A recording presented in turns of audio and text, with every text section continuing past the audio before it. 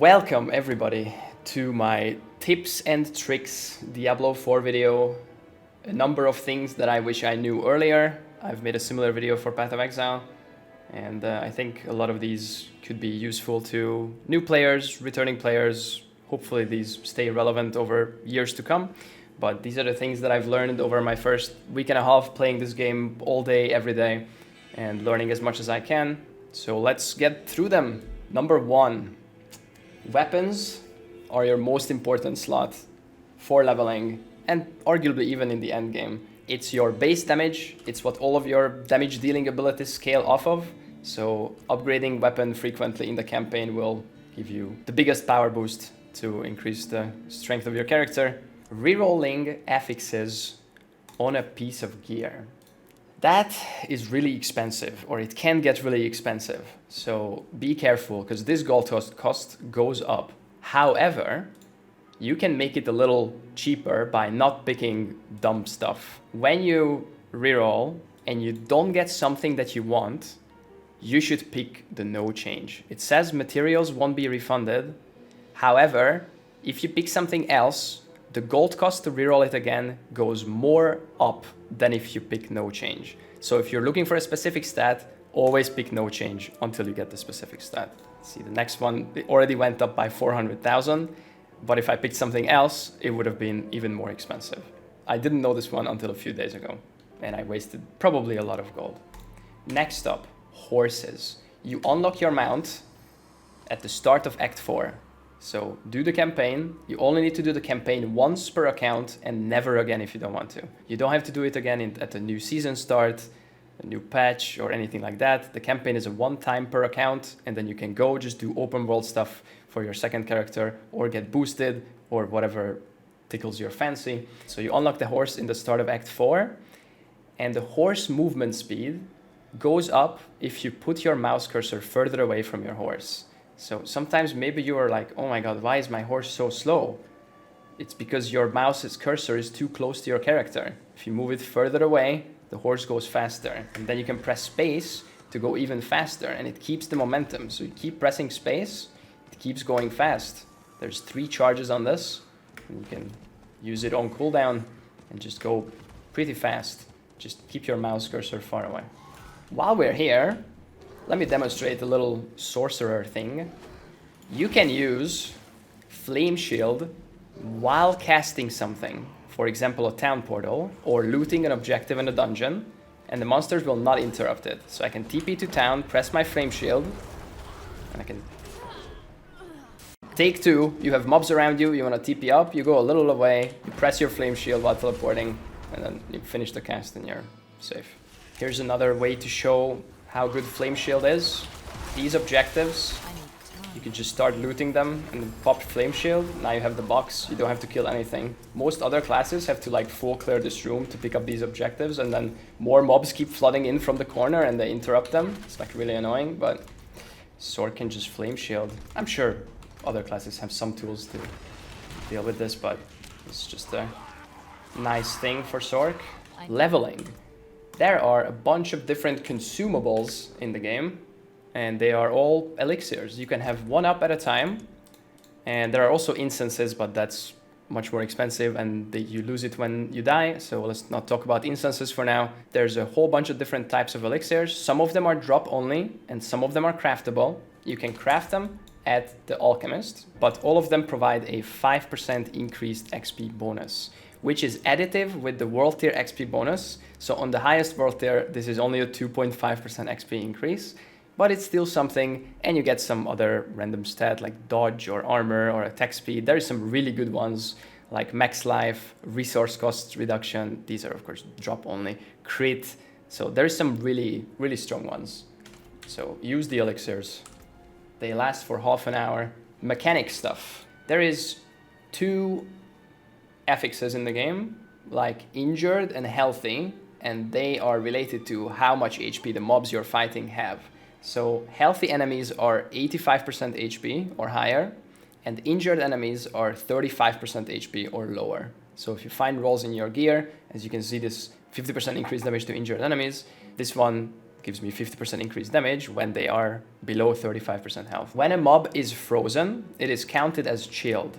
However, when a mob is chilled or frozen, it is not counted as slowed or immobilized, even though the mob is kind of slow because you're chilling it and it's immobilized if it's frozen. It is not counted as that, so stuff like damage against slowed is a completely dead stat for the Sorc, unless you're applying specifically slow or immobilize with something like Meteor Enchant. You can do chance to immobilize with this one. They still counted as crowd controlled. So bosses cannot be crowd controlled by regular means. You can't freeze them, you can't chill them, you can't do anything to them. But when you apply a crowd control to them, it builds the stagger bar. So here's a boss, let's build the stagger bar. My build is actually decent at building stagger, so I'm gonna do that. Just teleport on the boss, Frost Nova the boss.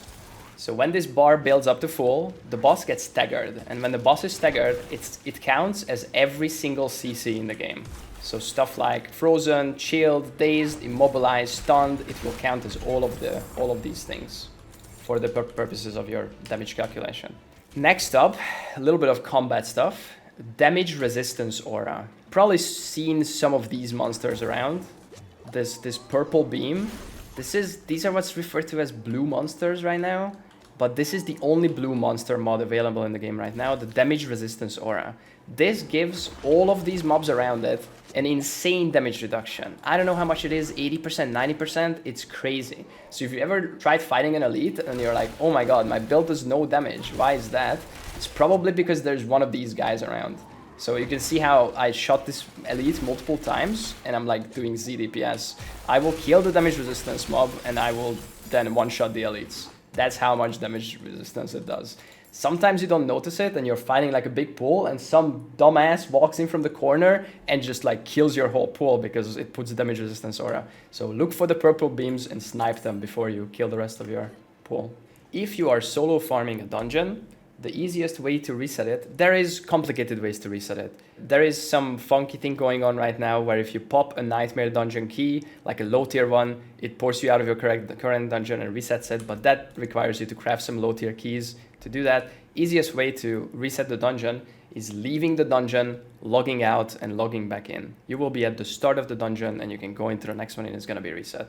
So you can press your action wheel and click leave dungeon. You can also open your map and click the dungeon portal at the start here and that will make you leave the dungeon. You can also hotkey this. You can hotkey everything in any of these wheels. There is 3 action wheels and you can go into your controls, scroll down to the bottom and you can hotkey every single one of these wheel ticks. So I bound my leave dungeon to Shift T, so I press Shift T to leave dungeon. I will load out to the entrance of the dungeon. And if I want to reset it, I'm gonna exit game, leave game. You don't have to wait for the timer. Go back in. And then you go into the dungeon. And it's gonna be reset. This is a fresh dungeon. Gold is really important in this game. We'll talk about that later, but you should be looting pretty much everywhere if you wanna farm a lot of gold. And then here is what you do with them. Let's say your inventory is full and you wanna sort it out. Some people dread this part because they have to look at all these items and figure out if they're good. Well, there is a sort button, and that sort button is really useful. It's right here. And when you press it, the game will sort the items by slot and then by item power. So weapons are really easy to look at now because let's say I have an 800 DPS wand. So if I have a really good wand that already has the stats that I want, I just have to look at the item power. And the highest item power one that I found this run is 769. So I know that none of the ones that come after it will be good for me because they're all lower than my current wand. So I can just already dump all the one-handers that are here. Same thing with the other stuff. Of course, if you're still looking for like every single slot, you kind of have to look at it. But you can mark things with the space bar to be junk. So I'm gonna do just that. I'm still looking for gloves, so I'm gonna check. See if I find something good. Not great. Pants I don't need. Boots I could if they're on a good base. Ring, amulet I'm definitely looking for. No, so there's no upgrades in this inventory. So I marked everything for junk. I talked to the vendor and they all sell in one click. That's it.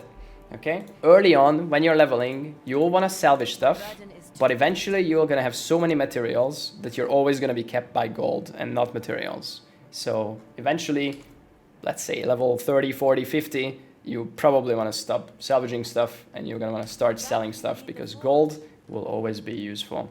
Why is gold going to be useful though? Because rares in this game are tradable. Every rare item is tradable until you modify it in any way.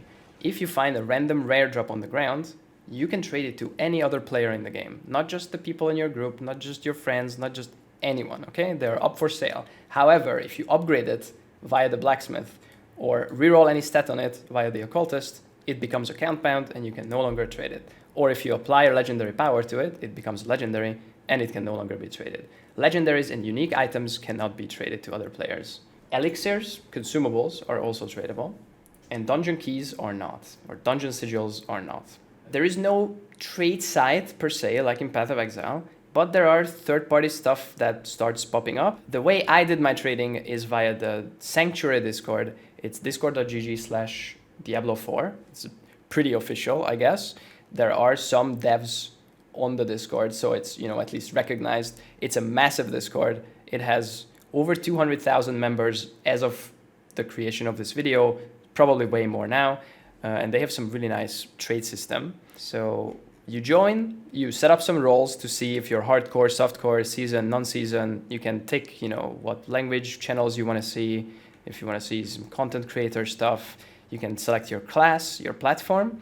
And then once you select these, the trade chats will become available. There is LFG channels for world bosses, Helltides, dungeons, all that stuff. But here is some trade channels. Let's say I want to buy a wand. I'm going to buy to wand to sell class rares, and I'll type wand. And this will filter every post that has wand in it. Look, here is an 808 wand base. Let's take a look at it. It has damage to close enemies, overpower, crit damage, and lightning crit damage. So I guess it's a decent wand for our clash. You just reroll the overpower. This guy says offer, so he doesn't know how much it's worth. So this guy said 1 million. If I put in 2 million, and maybe he'll sell it to me. Or maybe I ask, what's your buyout price? Maybe it's 10 million. I can buy it for 10 million gold right now. And this could be my wand. Pretty awkward to trade in this game. It's not even like PoE where you can just message the person. You actually have to ask for their battle tag and then add them to friends and then party up with them, go to their location, do the trade, and then leave party and probably unfriend them if you don't want your friend list to fill up. But that's how it works right now. Trading is possible, but there is a lot of hassle that goes with it. Quick join setting. If you're playing with your friends, you can go to social, scroll down to the middle, and enable quick join. If you enable this, you can instantly join your friends' groups. Nox doesn't have this enabled, so I have to request invite, and then she has to invite me, and then I have to accept the invite. Lobob has this enabled, so I can just click join, and I would immediately be in his party, and I could teleport on him. Every main town in the game, so every main big city in each of the 5 zones, has 4 portals around it, up to 4 portals, depending on how big your party is, and you can use those portals to teleport to the players in your party. So if I'm standing here in Zarbinzet and I join my friend's party, his portal will appear here. And I can just click it and I will teleport to wherever he is. If he's in the middle of a dungeon, in the middle of a big pool, I will be in the middle of a big pool right there with him, okay? It doesn't just take you to the start of the dungeon. This is actually pretty nice. It takes you exactly where the other player is. There might be some exceptions. Gambling. Gambling in this game, kind of like blood shards in Diablo 3, is done with obols, the curiosity vendor. Again, if you're leveling, you know, pick the weapon to get big weapon upgrades, big power-ups early on. These can roll sacred, ancestral, if you're on the highest tier even. However, they cannot roll uniques. You cannot gamble uniques from obols, and you cannot gamble uniques from the red dust, the PvP Seeds of Hatred. You can, however, get uniques from the Tree of Whispers caches. So if you do 3 quests, so you go around the world, do random stuff that the tree wants you to do, and then you hand it into the tree, and then you get the cache. Those caches can contain uniques, and the world boss caches can also contain uniques, which you can do, each of them weekly. Paragon points. There is 225 Paragon points that you can get maximum. 201 Paragon points come from leveling from 50 to 100. 20 of them come from the Renown grind, completing maxing out each zone, and 4 of them come from altars of Lilith around the map. There is maps for these, and the ones that give you Paragon points glow in red. You can look this up. I'll link sources in the description. There is a bunch of interactive maps out there that show where the altars are and which one gives what, so you can look that up. There's a little side tip here. Check vendors for gear. So vendors reset every hour on the hour. Okay, so this vendor reset 7 minutes ago, and it will reset 53 minutes from now. You can find some insane items sometimes from vendors, but it can also be a noob trap. If you don't know what your build needs, you might look at an item, you're like, oh my god, it's insane, but maybe it's not. You know, here I have a tweet from Crip. He found this amulet on a vendor. Okay, +3 defensive skills, damage reduction from burning, which is always up for his build, +3 mastery, which is his main skill, and cooldown reduction. He just bought this 3-stat amulet and then rerolled the mastery on it. Insane. So vendors can sell some nice pieces. Next tip, the slay all enemies dungeon objective. People really hate this one because they don't know how it works. You don't actually have to kill everything on the way. All you need to do is kill the big packs, and then once you get to the end, everything will get teleported on top of you. You can leave some stragglers behind, and then when you're close to finishing it, the game will teleport in all the remaining monsters. As you can see, it just did. It'll tell you how many remain, and then you just clean them up. Oh, here's some more. And we're done. See how many mobs I skipped? But we're done with the slay all. There are exceptions. Sometimes it bugs out. Sometimes it fails to trigger. Sometimes it doesn't teleport one mob. I have seen it before, but for the most part, it just does this. So I think the capstone dungeon doesn't do this. I have seen that bug out in the capstone dungeon, but regular dungeons and nightmare dungeons, most of the time, it should work. Helltide. So, Helltide is an amazing place for Forgotten Souls and the only source of Forgotten Souls. Helltide is up for 1 hour and then it's down for 1 hour and 15 minutes. This is all the time. There is a website, helltides.com, hopefully still exists, tracking when the next Helltide is and where it is on the map and where the mystery chest spawned. I have a map for all the mystery chest locations, link will be in the description. This shows where all the mystery chests in the Helltides can spawn. They are 175 cinders to open, and they are pretty juicy. Forgotten Souls can be another big bottleneck on rerolling your gear. It takes a Forgotten Soul to reroll an ancestral item every time. So if you have a lot of gold and you're working on multiple pieces, you will eventually run out of Forgotten Souls if you're not doing a lot of Helltides. So stock up on some Forgotten Souls. You can check how many Forgotten Souls you have in the Materials and Stats tab. You click this bag icon, scroll to the bottom. Here is where your Forgotten Souls are. Stock up on them. Occultist stuff. You cannot re-extract a power that you have imprinted on a legendary. So if you are wondering, oh, can I just find the perfectly rolled legendary affix and keep imprinting that and extracting it to my next upgrades? You can't. So once you imprinted it, you can no longer extract it. However, you can overwrite it with another one, with a Codex of Power one or with one that you farmed. So I could replace my weapon's power with another one anytime. And you can do this as many times as you want. You can also imprint legendary powers from lower tier items to higher tier items. So if you find a regular or a sacred legendary item with a good power for you, you can still extract that. In fact, it's cheaper in terms of gold cost to extract it, and you can put that on an ancestral item and it will work just fine. There is a couple of exceptions that are flat rolls, and these flat rolls have multiple tiers. So if you find it on a regular legendary compared to a sacred legendary compared to an ancestral legendary, it will be worse. But all the percentage ones that I've seen have been exactly the same. So some of the exceptions, like this one, you can see the roll range is kind of scuffed. I just imprinted this from my codex, but because it's a high ancestral item, it's rolled the minimum of the ancestral codex tier. But if you find this power in a regular legendary or a sacred legendary, it's not gonna roll this high. Sigils. Some of the endgame in this game is nightmare dungeons, and you access them by opening sigils, nightmare sigils. You can craft these at the occultist. You can pick what tier range, and it's just going to give you a random layout with some random mods. You can't target craft them for now.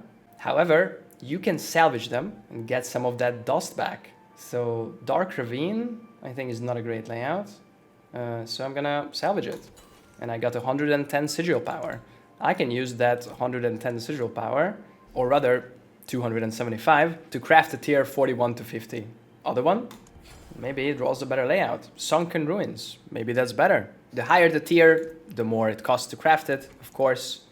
And the highest tier as of right now costs 450 to craft. You can mark these sigils also, but don't do that. If you mark these for junk, and then you go back to your inventory and mark some other stuff for junk, and you go on vendor, the game will vendor your sigils, and you will get 1 gold for them, okay? Do not mark your sigils, just salvage them individually, separately from your actual equipment. Do not mark your sigils, okay? Huge value, 1 gold. Gear that drops is tied to your level. So if I'm level 100, I can only find level 100 gear. This kind of sucks for trading. I cannot find low-level stuff. I cannot hunt gear for lower level players and then sell it to them. If you're leveling your second character and you're already kind of well-versed in the game and the economy and know what's worth what, or what stats are good for like the meta builds for the current season, maybe start looking out, save stuff to sell later. If you find like a Barbarian sword at level like 75, that's like high power, you can sell that for tens of millions of gold. I have a friend who sold something for 70 million, found an insane like bis or close to bis sword for like level 84, and someone bought it for 70 million gold. Okay, so look out for gear that is lower level requirement. Some people boosting alts are willing to pay mad money for some character power to farm easier. I don't like the system. I hope they change this. Kind of sucks that I can only find gear for level 100s, but that also means that kind of makes sense. People who are level 100 are already looking for only beast stuff, but that just means that anything that isn't, the best of the best is going to be worthless at level 100. Let's go over how damage works in this game. Your damage is calculated like so. Your base damage, which is your weapon or weapon plus offhand, multiplied by your main stat, which is different for every class. Sorcerer and Necro are int-based classes. Druid is willpower, Rogue is dexterity, and Barb is strength. So this is a multiplier. 10 strength gives you 1% more damage on a Barb. 10 int gives you 1% more damage on a Sorc and Necro, and so on. Multiplied by vulnerability damage to vulnerable targets, as long as they're vulnerable. Multiplied by your crit damage, as long as you're critting. And that is multiplied by every other damage increase in the game, which includes, but is not limited to, damage to close enemies, damage to distant enemies, damage to burning enemies, damage to frozen, crowd control, chilled, frost damage, cold damage. Everything else is one big multiplier. So all of those things are additive increases in PoE terms. It is also multiplied by your attack speed. And then there are multipliers on legendary affixes. So for example, this wand, this legendary power, says deal 25% increased damage while you have a barrier active. You can see that there is a little X behind it, which means that it's a multiplier. Pretty much every single legendary power is a multiplier. I think there might be exceptions, but as long as there's a little X behind it, it's a multiplier. This also applies to your skill tree. For example, this one, 3% increased damage to chilled enemies. There is the X, so it's a multiplier. That's all you need to know. Just look for the X to know if it's a more multiplier or an increase. On a Barbarian, you can press S and then middle scroll click on a skill to cycle through which weapon you want to attack with. So you have to open your skill tab and then mouse over the ability and then press middle mouse button. And then you can select each skill, which weapon you want it to attack with. This is relevant because some things can only bleed with a sword or some things you want to attack with a mace. Yeah, so I don't know much about Barb, but this is something you can do. This is important if you wanted to benefit from the expertise bonus from the specific weapon type. The suppressor mod in the game is, as a ranged character, you probably know that it stops your projectiles and you can't shoot into it. You have to move into it. It's like a proxy shield in Path of Exile, and then you have to attack it from inside. That is the same case with the Barbarian. If you started whirlwinding outside of a suppressor mob and then you whirl in, you will not do damage. So if you ever thought, why am I lagging? Why am I not doing damage to this mob? Am I desynced or something? It's because your whirlwind snapshotted your position when you started whirling outside the suppressor, and then you spun into the suppressor and you're doing no damage. You have to stop whirlwinding and start whirlwinding again inside the suppressor to actually do damage to it. All right, guys, last but not least, definitely not least, the final and most important tip. You can pet the dog in town. Hello. If you say hello to the dog, you can pet it. And that concludes the video. Hopefully you've learned something. Hopefully that was some useful stuff. Maybe consider hitting the subscribe button too. Just on YouTube here for free, or on Twitch. That's not free, but you can follow there for free. There will be more videos, maybe like this one, maybe some PvP highlights, maybe some dungeon clears, maybe some other games. I don't only play Diablo IV, of course. Thank you for watching. I am probably live on Twitch right now, streaming. So, you know, if you want to say hi or tell me that this was somewhat useful or anything like that, I'll be there and the content will keep coming. Thank you for watching and see you in the next one. Bye.